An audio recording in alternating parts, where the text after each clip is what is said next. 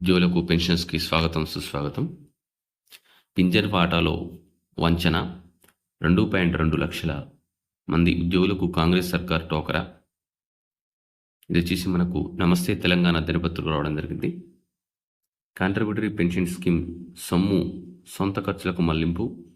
13 నెలలుగా ఉద్యోగుల వాటా తన వాటా జమ చేయని ప్రభుత్వం. ఇప్పటికీ 2,600 కోట్లు పైగా నష్టపోయినటువంటి రాష్ట్ర ప్రభుత్వ ఉద్యోగులు.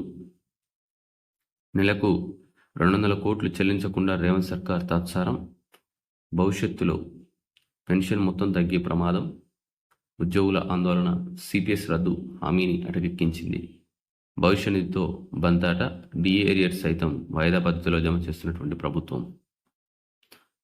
ఇక్కడ రాష్ట్రంలోని ఉద్యోగులు సిపిఎస్ ఉద్యోగులు వచ్చేసి 2 లక్షలకు పైగా ఉన్నారు. వారి ప్రాన్ అకౌంట్లో జమ చేయాల్సిన ప్రభుత్వ వాటా 100 కోట్లు, ఉద్యోగుల నుంచి జమ కావాల్సినటువంటి వాటా 100 కోట్లు.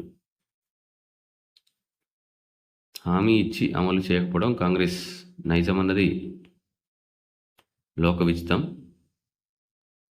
కానీ రాష్ట్ర ప్రభుత్వ ఉద్యోగులకు మాత్రం హామీ ఇచ్చి అమలు చేయకపోవడమే కాదు, వారిని నిట్టనిలున ముంచుతున్నది.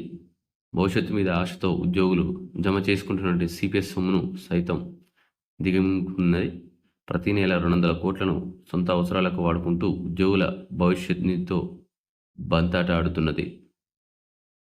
13 నెలలుగా సిపిఎస్ కాంట్రిబ్యూషన్ సర్కార్ చెల్లించపోగా తమ కష్టార్జితాన్ని వాడుకోవడం ఏమిటని ఉద్యోగులు ఆగ్రహం వ్యక్తం చేయడం జరుగుతుంది.